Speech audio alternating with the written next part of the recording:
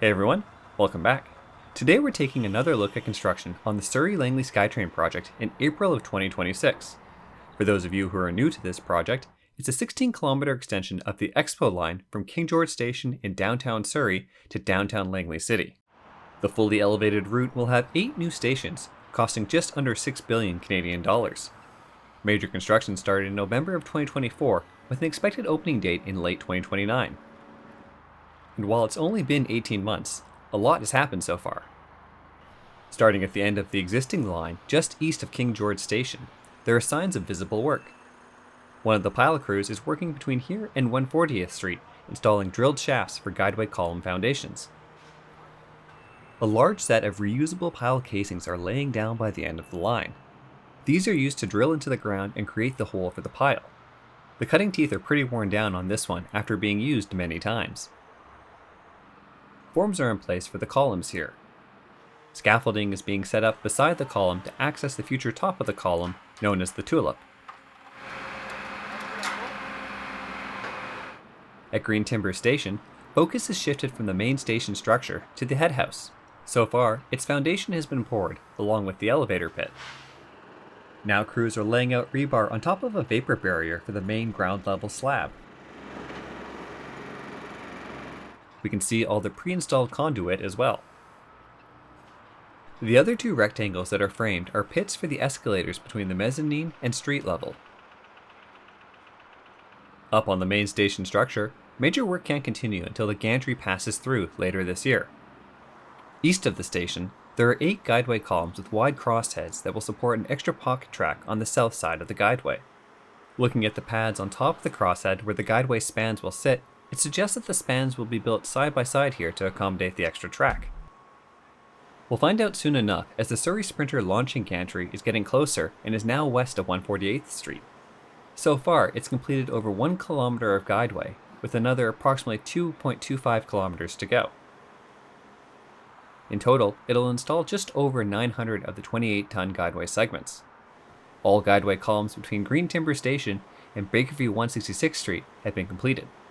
Across the project, 75% of guideway columns have been completed. At 152nd Street Station, crews are working on drilled piles. These piles will support the station itself that wraps around the guideway structure. After the pile has been drilled to the correct depth, concrete is pumped into it in stages. When at the correct level, the track drill rig lifts the pile casing up and crews release the plugs that connect the sections of casing together.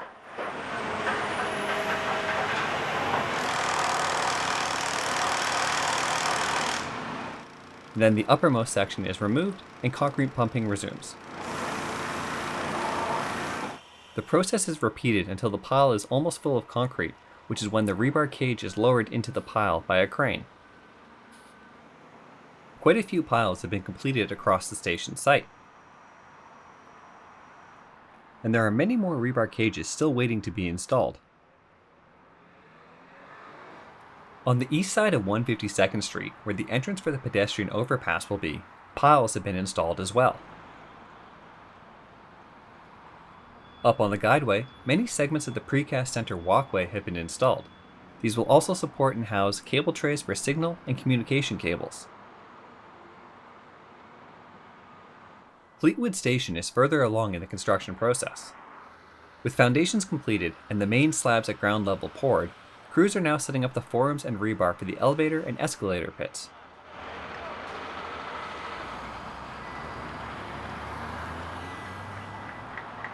As well as some of the exterior walls. The area east of the entrance will be for the service rooms and bike storage area that's accessible from outside. The other building under the station that is being constructed out of concrete blocks is a power propulsion substation. These substations receive power and convert it to the correct voltage to power the trains. There are 9 of them being constructed across the project, with all but 3 located at stations. Looking west from the station, we can see a row of completed columns on the right and a black line on the left where the duct bank has been installed. Looking east, the Fleetwood Flyer is only a few spans away from reaching the station. As the first gantry to launch back in July 2025, it's covered about 1.3 kilometers so far.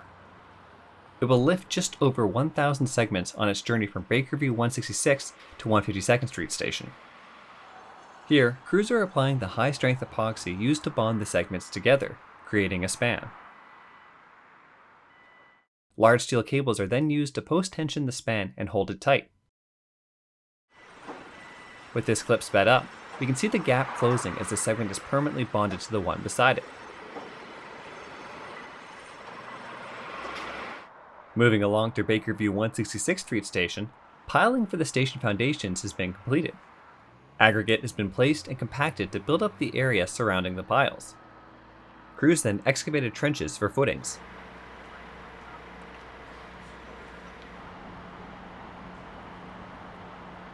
This station site is larger because one of 3 major bus exchanges will be built here.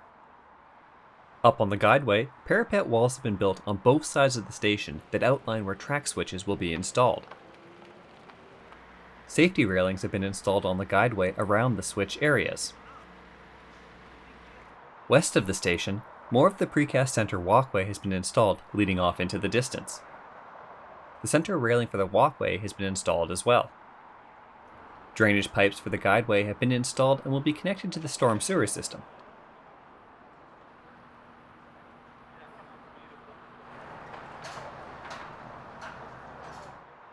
Underneath the guideway, crews are working on rebuilding and upgrading the westbound lanes of Fraser Highway.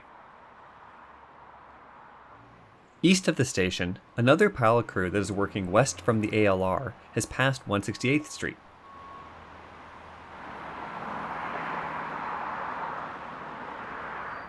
Before we head into the ALR, let's take a quick detour to South Surrey to check out the precast facility where guideway segments are produced. Currently, the facility is producing segments 24 hours a day, 6 days a week to keep the 4 gantries fed. Over 4,400 segments will be produced here, and as of February 2026, 1,500 segments have been completed. The process operates around the 22 segment molds that can be adjusted to produce the correct segments, as they sometimes have variations to account for curves and elevation changes. First, the rebar skeleton is assembled on site and then moved by an overhead crane to a mold. When it's ready to have concrete poured, an on-site batch plant measures and mixes sand, aggregate, cement, and water, and then loads it into a ready-mix truck which delivers it to the segment mold.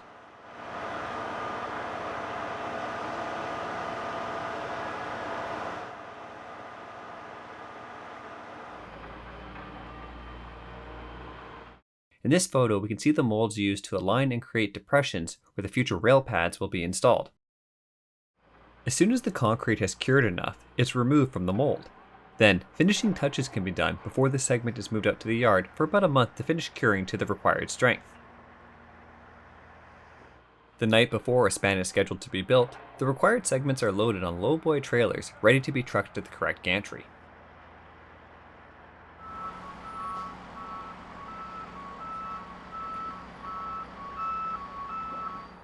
Heading back to the ALR, coming down the hill from Bakerview 166th Street Station, a line of columns has appeared. The soil conditions under these ones were more typical and didn't require special piling measures. Crews are still working on the much deeper driven piles in the valley, where some piles will be up to 100 meters deep to reach suitable soil conditions. In a way, these columns are like icebergs with only a small portion visible above ground. Most of the deep piles have already been completed. Just east of the Serpentine River, between these 2 columns, is where another power propulsion substation will be built. We can see all the smaller piles that have been completed to support it. Highway 15 was closed between midnight and 4 a.m. for a few nights during the middle of April to install these steel beams. At over 140 metric tons each, and 55 meters long, they were assembled west of the intersection before being moved by these self-propelled modular transporters and then lifted into place by a pair of heavy mobile cranes. The following week, a pair of shorter beams were lifted and attached to each end to complete the set of steel spans. Steel beams were chosen here for a couple of reasons. The line starts to widen from 2 to 4 tracks here, so a wedge-shaped deck can be built on top of the beams to accommodate the change. If it was done with concrete spans, they would have had to be doubled up side by side like they are for pocket tracks, and that would have taken longer and caused more significant traffic delays. Continuing east, More large bents that straddle the roadway are under construction, with others now complete. A couple have a column and crosshead that will support 3 tracks, and then a single regular column and tulip head beside it. That's because these ones will support the track that heads down towards the future yard. Speaking of the future yard, with the top layer of organic material removed and replaced with fill, vertical drains are being installed across the site. Vertical drains help with the preloading process by giving water that is being compressed out of the soil an easy path to escape. Every orange flag is where a drain will be installed by these rigs. Installing vertical drains here takes years off the preloading process. Once the drains are in place, sand is brought in to be spread out and compacted to start the preloading process. It'll take about another year for this process to be completed, and then the site will sit until late 2029 when yard construction can begin. Heading east out of the ALR, columns have been completed all the way to where we find the Clayton Clipper. Now, you may notice that it hasn't moved too far since the last time we saw it. That's because there was a mechanical failure in mid-December that led to the rear support falling over while being moved. Thankfully, there were no reported injuries, but it did lead to a nearly 3-month-long shutdown while a full investigation took place and replacement parts were manufactured. But now the Clayton Clipper is back up to speed and progressing west on its way to lift over 1,150 segments. The other good news is that the most recent publicly available report shows that the overall project is still on schedule. At Hillcrest 184th Street Station, the piles for the station have all been built.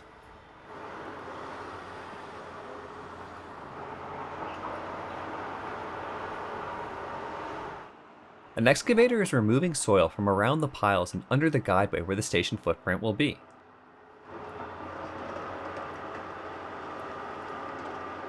Crushed rock will be brought in and compacted here to build up the proper base for the station to be built upon.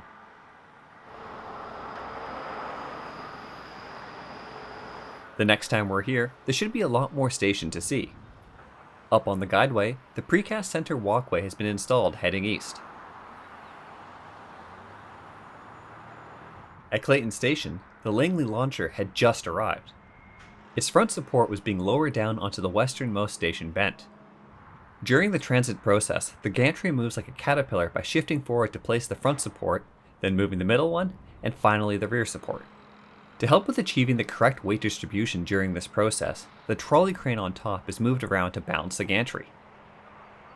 The Langley launcher has the biggest job with lifting around 1,350 segments on its nearly 4.5 kilometer trip out to the city of Langley. So far, it's completed about 1.4 kilometers of guideway. In total, about 4 kilometers of guideway has been built, or 25%. Looking back at the completed sections, it's rather odd seeing such a major structure passing by green pastures, but it does make sense. The whole Clayton corridor is undergoing a significant rezoning process as part of the TOD changes. While the final plan hasn't been released yet, we can expect to see major mixed-use residential towers around the stations, with smaller towers and mid-rises fanning out. At the station proper, work on the station will start after the gantry passes through. The site was handed over to the station contractor in March. Rail has arrived at the laydown yard just east of Clayton Station, but we weren't able to get a close-up shot, so here's another photo from the Excellent Project Flickr page.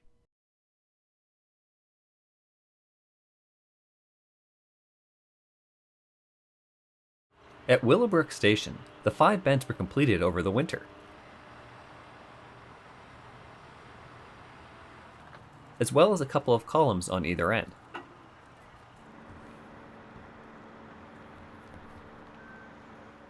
This will be the location of the second major bus exchange that will also be the terminus for the proposed bus rapid transit route from here to Haney and Maple Ridge. West of the station, another pile crew is working on guideway foundations. This is one of the last sections to go in. Whereas east of the station, piles for the guideway columns have been constructed. And in the distance, there are many more piles for columns along Industrial Avenue. Which finally brings us to Langley City Centre, the final stop on the line and the location of the third major bus exchange. Since last time, all the pile caps have been completed and columns have been built on top of them. The grade beams that connect the pile caps and lock them all together are also complete.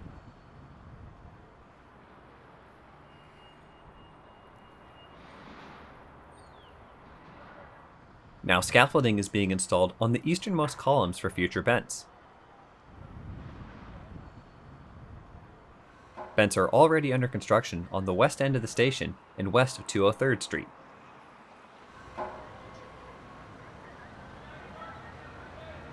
And one small guideway column with a tiny crosshead.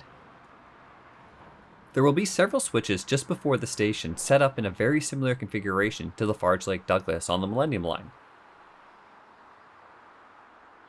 That's why the wider approach to the station is required. For this reason, the station contractor is building both the station and the last 250 meters of guideway. That concludes our look at construction on the Surrey Langley Skytrain Project in April of 2026. As always, thanks for watching, and we'll see you all next time.